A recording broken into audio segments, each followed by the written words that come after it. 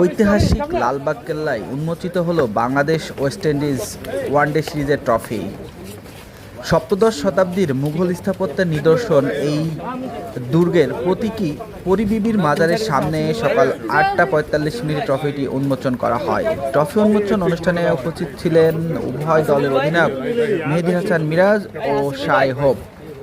ক্রিকেটের মাধ্যমে বাংলাদেশের সাংস্কৃতিক ঐতিহ্যকে বিশ্বের কাছে তুলে ধরার লক্ষ্যে বাংলাদেশ ক্রিকেট বোর্ড এর উদ্যোগে সহযোগিতা করেছে বাংলাদেশ পর্যটন বোর্ড এবং বাংলাদেশ ক্রিকেট এর মাধ্যমেই বাংলাদেশের সাংস্কৃতিক ঐতিহ্যকে বিশ্বব্যাপী ছড়িয়ে দিতে নতুন উদ্যোগ নিয়েছে বিসিবি এবং এই উদ্যোগ বিসিবি এর হাত ধরে চলবে সামনের দিনগুলোতে এবং পরিচিতি পাবে বাংলাদেশের ঐতিহ্য বিশ্বব্যাপী এবং ক্রিকেটও।